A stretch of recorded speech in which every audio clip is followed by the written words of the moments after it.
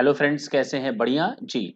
आज हम आपके लिए एक और इम्पोर्टेंट सेक्शन सामने लाए हैं। दिख रहा होगा आपको सेक्शन 194 क्यू। और ये सेक्शन भी आपका 1 जुलाई 2021 से अप्लाई यानी इफेक्टिव होगा। हाँ, कंप्लायंस के बर्डन बढ़े हैं, इसमें कोई डाउट नहीं। मैंने आपको अपने एक और वीडियो में, जिसमें सेक्शन 206 एबी के बारे में बताया गया है, और साथ ही साथ मैंने आपको टीसीएस से रिलेटेड एक और सेक्शन बताया था 206C1H। चलिए, मैंने आपको सेक्शन 206C1H बताया है, जिसमें टीसीएस के प्रोविजन एप्लीकेबल होते हैं, और उसी को मद्देनजर मींस उसी सेक्शन 206C1H की तरह के प्रोविजन इस सेक्शन 194 क्यू के भी हैं। वो सेलर के ऊपर लगते हैं तो 194 क्यू बायर के ऊपर लगते हैं। क्लियर है? इंटरप्ले कैसे करेंगे, will see it later on, वो बात की बात है। लेकिन हाँ, मैंने आपको एक और सेशन दिया था लास्ट टाइम, 206 ए बी। ये 206 ए बी आपके टीडीएस रेट के बारे में बताता है। हायर रेट जो non filers of income tax returns होते हैं, non filers of income tax returns होते हैं, उनके ऊपर ये एप्लीकेबल होता है।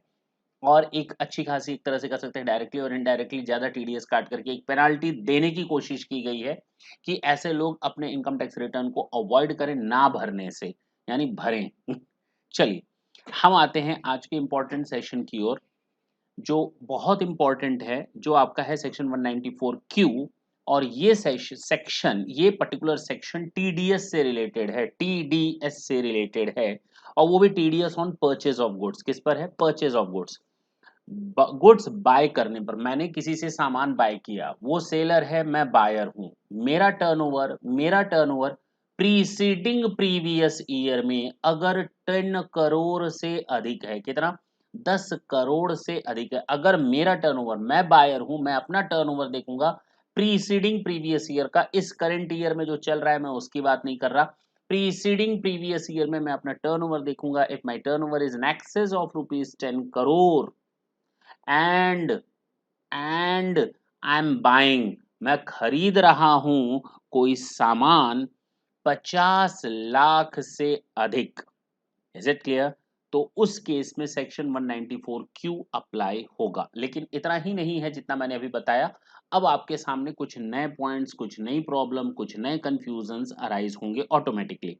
जरा देखा जाए तो ये अप्लाई होता है किन के ऊपर? बायर्स के ऊपर। अगर ऐसा बायर जिसका टर्नओवर, ग्रॉस रिसीट या sale immediately preceding financial year में 10 करोड़ या उससे अधिक था, 10 करोड़ या उससे अधिक था, और कंडीशन है, और buyer is responsible for making the payment of a sum to the resident seller.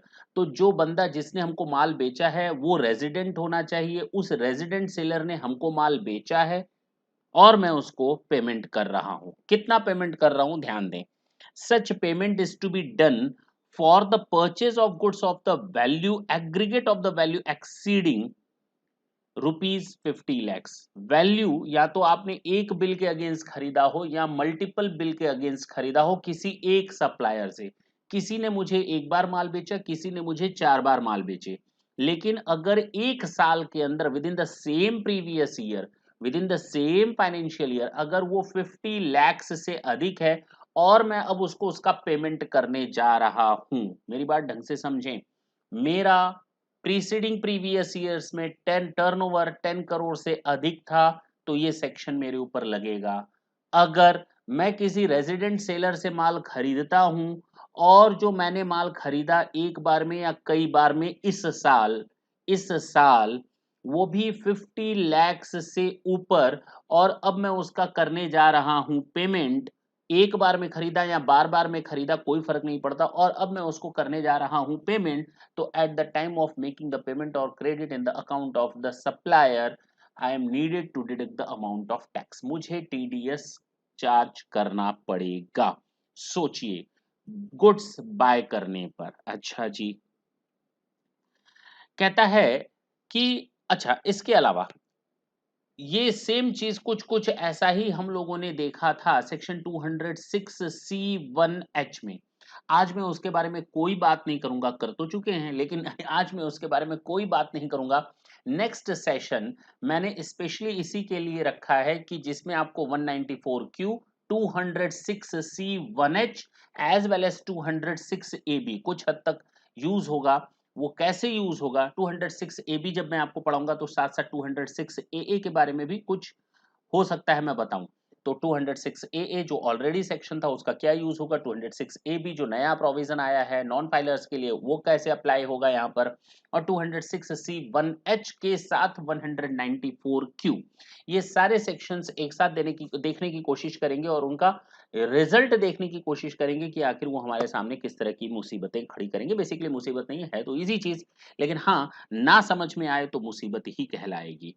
चलिए, तो कहने का मतलब अब आपको अलर्ट रहना है क्योंकि ये जो सेक्शन मैं आपके साथ डिस्कस कर रहा हूं ये सेक्शन भी आपका 1 जुलाई 2021 से इफेक्टिव है। तो आपको अपने को थोड़ा अलर्ट मोड पर रखना पड़ेगा। तो मैंने आपके सामने अभी केवल डिस्कशन किया है 3 कंडीशन। पहला कि मैं बायर हूं, मैंने मेरा जो प्रीसीडिंग प्रीवियस ईयर है उसका जो टर्नओवर है मेरा, मैं बायर हूं 10 करोड़ से अधिक है, मैंने किसी सेलर से माल खरीदा और वो रेजिडेंट सेलर है और साथ ही साथ उससे जो मैंने माल खरीदा एक बार में या मल्टीपल टाइम में इसी साल इसी प्रीवियस ईयर में करंट प्रीवियस ईयर में 50 लाख से अधिक, और अब मैं करने जा रहा हूं उसको पेमेंट, तो मुझे चार्ज करना पड़ेगा tax TDS under section 194Q as at the rate of 0.1%, sorry 0.1%, कितना 0.1%, ये हमें टैक्स डिडक्ट करना पड़ेगा। लेकिन ये याद रखेंगे वो जो मैंने किसी एक बंदे से सामान खरीदा मैं उसकी बात कर रहा हूं, अगर मैंने 2 बंदों से सामान खरीदा तो दोनों का अलग अलग 50-50 लैक्स कैलकुलेट किया जाएगा। 3 से अलग माल खरीदा तो मुझे 50-50 लैक्स तीनों का कैलकुलेट करना पड़ेगा। तीनों से खरीदा हुआ माल अलग अलग 50 लैक्स से एक्सेस होना चाहिए। यहां पर आपको 50 लैक्स की हर एक केस में थ्रेश होल्ड लिमिट दी गई है। अगर मैंने मिस्टर ए से माल खरीदा, मान लो मिस्टर राम है, मैंने उससे 70 लाख का माल खरीदा, तो 50 लाख माइनस कर लो, 20 लाख का 0.1% आप टैक्स डिडक्ट कर लो। मिस्टर श्याम है, मैंने उससे 80 लाख का माल खरीदा, पार्ट पार्ट में खरीदा, मान लो मैंने पहली बार में खरीदा 40 लाख, कोई टीडीएस की रिक्वायरमेंट नहीं खरीदी लगेगी। अगली बार मैंने फिर उसी साल 40 लाख का माल का ऑर्डर दिया, तो मेरे पास टोटल आ गया 80 लाख। अब उसमें से जब मैं पेमेंट करूंगा तो 50 को माइनस कर दूंगा क्योंकि 50 is your threshold limit. Now the rest is rupees 30 lakhs. मुझे उस 30 लैक्स पर 0.1% के हिसाब से टैक्स डिडक्ट करना पड़ेगा। अच्छा, कब करना है, कैसे करना है, पारी पारा करना है, कैसे करना है, आते हैं। तो ये हमें याद रखना है, हर एक इंडिविजुअल सेलर के साथ होगा, ऐसा मेरा हिसाब है। अच्छा, हाउ टू कैलकुलेट टीडीएस, मैंने कहा ना 50 लैक्स तक माफ कर दो, उसके बाद ही चलेंगे, और ये हर साल 50-50 लैक्स का सिस्टम है। Threshold limit is rupees 50 lakhs means seller wise deduction for each seller in each financial year। तो ये क्लियर हो जाना चाहिए, मैंने येलो कलर में हाईलाइट भी कर रखा है, इसको आप ध्यान दे देंगे। और मैंने वही एग्जांपल नीचे दे रखा है कि 80 लैक्स के मैंने 3 बार माल खरीदे, 240 लैक्स, 50 लैक्स माइनस कर लो 190 का, 1 करोड़ 90 लैक्स का आप 0.1% टीडीएस चार्ज कर लो, जो बायर होगा वो। यानी जब मैं उसको पेमेंट दूंगा, कब दूंगा, कब डिडक्ट करना है, अभी आने वाला है, चिंता मत करें, अभी उसके लिए टेंशन ना लें। ये सेक्शन हमारा 1 जुलाई 2021 से एप्लीकेबल है। यानी अगर मैंने कोई परचेस किया है इसके पहले वाला भी तो उसको हिसाब में ले लेंगे। यानी मैंने 1 जुलाई के पहले 30 लाख का माल खरीद लिया था, कोई दिक्कत नहीं है। अब मैं 30 का और खरीद रहा हूं 1 जुलाई के बाद, तो टोटल हो गया 60, उसमें से माइनस कर दो 50 और 10 लाख पर आप कर दो टीडीएस। ठीक है ना, पक्की बात है, एग्जाम्पल आपके सामने है, देख लेंगे आप। Done, yes sir. Rate of TDS, GST, role of GST, sorry role of GST, जैसे जीएसटी का रोल क्या है इसमें। पहला पॉइंट मैंने बताया कि हमें 2 सेल देखनी पड़ती हैं। पहली सेल देखनी पड़ती है, मेरा प्रीसीडिंग फाइनेंशियल ईयर की 10 करोड़ से अधिक की सेल होगी, टर्नओवर होगी, ग्रॉस रिसीट होगी, तो ही ये मेरे ऊपर एप्लीकेबल होगा। मेरी बात ढंग से समझें। और केवल ये परचेज ऑफ गुड्स से रिलेटेड है, सर्विसेज के ऊपर ये सिस्टम एप्लीकेबल नहीं होता। ये सिस्टम सर्विसेज के लिए एप्लीकेबल नहीं होगा। अगर मैं बात करूं आपकी प्रीसीडिंग प्रीवियस ईयर, तो 10 करोड़ से अधिक का टर्नओवर होना चाहिए। टर्नओवर का मतलब क्या, क्या उसमें जीएसटी भी एडेड होगा या नहीं होगा।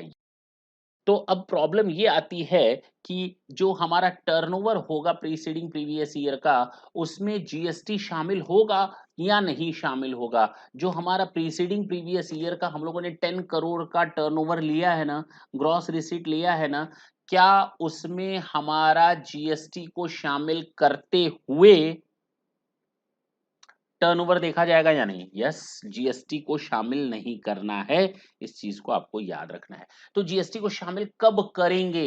अरे, जब मैं सामने वाले को पेमेंट दे रहा हूं ना भैया, उस समय ग्रॉस वैल्यू को ध्यान में रखेंगे। जब हम टर्नओवर का कैलकुलेशन करते हैं 10 करोड़ का, तो उस समय हम जीएसटी को शामिल नहीं करते, क्योंकि वो प्रीवियस ईयर का टर्नओवर है, पूरे साल भर का टर्नओवर है। टर्नओवर का मतलब नॉर्मल टर्नओवर होता है। लेकिन जब हम सामान किसी से खरीदते हैं और जब पेमेंट करते हैं, तो हम टोटल वैल्यू पेमेंट की ले करके चलेंगे। यहाँ पर उसमें ये बाइफरकेशन नहीं करेंगे, ये जीएसटी का फैक्टर है या अदर देन जीएसटी फैक्टर है। ना ना ना ना ना, ऐसा कुछ भी नहीं देखेंगे। आप टोटल परचेज ऑफ गुड्स से रिलेटेड जितना भी पे ऑफ करेंगे, yes, we are needed to deduct the amount of tax on that figure, that's it, inclusive GST. While we were calculating the amount of turnover related to the preceding financial year of rupees 10 crore or more, then at that time that value was excluding GST. उस value में हम लोग GST को शामिल नहीं करेंगे। ये चीज आपको याद रखनी पड़ेगी, सेट रखना पड़ेगा, और इतना बड़ा मुश्किल भरा काम भी नहीं है। किस समय आपको टैक्स डिडक्ट करना है? मान लो मैंने एडवांस पेमेंट दिया, तो उस समय आप कर दो, उस समय आप टैक्स डिडक्ट कर दो। या अगर मैंने किसी से सामान खरीदा, इसका मतलब मैंने अमाउंट उसके अकाउंट में क्रेडिट कर दी, even though I am not paying that, तो आपको टैक्स उसी समय डिडक्ट कर देना है जब आप सामान बाय करते हैं। जब आप सामान बाय करते हैं, यानी यहाँ पर एकदम सिस्टम प्लेन रूल है, जो आज तक हम लोग सब पढ़ते आए थे जी टीडीएस का, कि TDS is to be deducted at the time when such amount is credited to the seller's account और paid to whichever is earlier, whichever is earlier. तो अगर मैं एडवांस पेमेंट कर रहा हूँ, yes, we are needed to deduct the amount of TDS at the same moment, but if no and we are just going to get the purchase of the goods, we are getting the purchase of the goods in our books of account, we are just recording the purchase of the goods in our books of account. At the time of recording the purchase in the books of account, we are needed to deduct the GST, TDS, sorry, TDS. Is it clear? चलिए, कहता है if you have not paid any the advance amount, then you have to deduct this TDS at the time of the purchase of goods, and if you have made advance payment, then you have to deduct this TDS at the time of the advance payment. Clear? तो यहां पर साफ साफ लिखा है have to deduct this TDS at the time of purchase of goods, not at the time of payment. तो payment और purchase whichever is earlier, payment नहीं हुआ, परचेज कर लिया, तो इसका मतलब उसके अकाउंट में क्रेडिट होगा अमाउंट। पैन नॉट फर्निश, मैंने भी आपको बताया 206A, 206AA, ठीक है, छोड़ देते हैं अभी। तो अगर पैन फर्निश नहीं किया गया है तो टीडीएस रेट हो जाएगा 5%। अगर पैन फर्निश नहीं किया गया है, टीडीएस रेट हो जाएगा 5%। अगर पैन फर्निश नहीं किया गया है तो टीडीएस रेट 0.1% ना हो करके 5% हो जाएगा भैया, ये आपको याद रखना है। क्लियर है? तो वह सेक्शन 194Q के लिए that will be constant eight 5%। अगर पैन फर्निश नहीं किया गया है तो 20% वाला रूल नहीं लगेगा, ये याद रखेंगे। 206AA वाला, 206AB वाला भी 5% है। कब है मैंने बता दिया, छोड़ देते हैं उसको, लेकिन नॉन फाइलर्स के लिए है। यहां पर अगर हम बात करें तो अगर सेक्शन 194Q के हिसाब से हम पैन नंबर सबमिट नहीं करते हैं, तो उस केस में सेलर का पैन नंबर मेरे पास नहीं है, तो मैं 5% टीडीएस डिडक्ट कर लूंगा। When to deposit TDS? Next month की 7th को, नेक्स्ट मंथ की 7th को आपको टैक्स डिपॉजिट करना पड़ेगा, और मार्च का पूरे 30 अप्रैल तक का आपको टाइम मिलता है, आपको मालूम है। टीडीएस रिटर्न जो होती है 26Q में क्वार्टरली जाती है, क्वार्टरली जाती है तो अप्रैल मई जून की जुलाई में, जुलाई अगस्त सितंबर की अक्टूबर में, अक्टूबर नवंबर दिसंबर की जनवरी में, जनवरी फरवरी मार्च की 31 मई को जाएगी 26Q। ये 26Q टीडीएस रिटर्न पेमेंट आपको इस मंथ का जो टीडीएस मैंने काटा है, मैं परचेजर हूं, मैंने इस महीने जितने भी टीडीएस काटे हैं नेक्स्ट मंथ की 7 तक मुझे डिपॉजिट करना पड़ेगा, और मार्च का अप्रैल को 30 अप्रैल तक।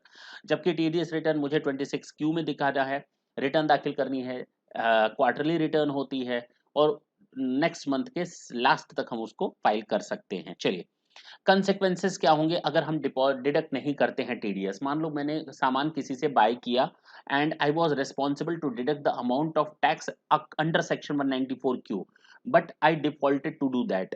तो मैं अगर डिफॉल्ट कर गया तो उस केस में मुझे एक नुकसान होगा, सेक्शन 40 का 30% का जितना भी परचेज होगा वो डिसअलाउड हो जाएगा। जो भी मैंने परचेज किया होगा उसका 30% क्या हो जाएगा, डिसअलाउ हो जाएगा। Is it clear? ये हम लोगों ने देखा है अपना, आप जानते होंगे इस चीज को कि जब आप टीडीएस नहीं डिडक्ट करते हैं तो आपका 30% डिडक्ट 30% एक्सपेंडिचर का डिसअलाउ हो जाता है। यस, वो सेक्शन एप्लीकेबल हो जाएगा और डिसअलाउ होगा। ये सेक्शन कब अप्लाई नहीं होगा, अगर कोई स्पेसिफिक सेक्शन बना है किसी ट्रांजैक्शन के लिए, टीडीएस के लिए, तो वही सेक्शन एप्लीकेबल होगा, 194 क्यू नहीं एप्लीकेबल होगा। अगर किसी ट्रांजैक्शन के लिए कोई स्पेसिफिक सेक्शन ऑलरेडी बना हुआ है टीडीएस के लिए, then try to go with to use that particular section instead of section 194Q, first thing। second thing, ऐसा भी हो सकता है कि किसी एक ही ट्रांजैक्शन पर 194Q और 206C1H दोनों एप्लीकेबल हों। हो सकता है किसी एक ही ट्रांजैक्शन पर ये दोनों सेक्शन एक ही साथ अप्लाई हो रहे होते हों, टीडीएस और टीसीएस दोनों अप्लाई हो रहे हों। TDS under section 194Q, TCS under section 206C1H। 194Q buyer के ऊपर एप्लीकेबल होता है जबकि टीसीएस सेलर के ऊपर एप्लीकेबल होता है। मैंने कहा दोनों सेक्शन मोर और लेस एक ही कंडीशंस पर बनाए गए हैं, लेकिन अगर किसी ट्रांजैक्शन पर दोनों सेक्शन एप्लीकेबल होते हैं तो उस केस में हमारा टीडीएस 194Q ही एप्लीकेबल होगा। Then only section 194Q shall apply, और उस समय सेक्शन 206C1H अप्लाई नहीं होगा। उस टीसीएस के स्पेसिफिक प्रोविजन को हम किनारे कर देंगे। होप सो आपको ये पूरे के पूरे पॉइंट समझ में आए। लेकिन हाँ, मुझे मालूम है कि इसमें अभी आपको जो समझने वाली इंपॉर्टेंट चीज है वो है कि अगर 206C1H और सेक्शन 194Q दोनों इक्वली एप्लीकेबल हों तो हम क्या करें, कहाँ जाएं, कैसे चार्ज करें, वो हम लोग अपने नेक्स्ट सेशन में देखेंगे। साथ ही साथ में उसके डिस्कस करेंगे सेक्शन 206AB का, और कुछ एग्जाम्पल्स भी आपके सामने रखेंगे। यहाँ पर मैंने एग्जाम्पल्स नहीं बताए क्योंकि मैंने आपको कहानी के तौर पर वो चीजें डिस्कस कर ली और यही एग्जाम्पल यहाँ पर दिए भी हुए हैं। There is nothing more than that in this section. Next session में हम आपके साथ फिर एक इंपॉर्टेंट पॉइंट को लेकर आएंगे। तब तक के लिए tata and bye bye. Thank you, thanks a lot.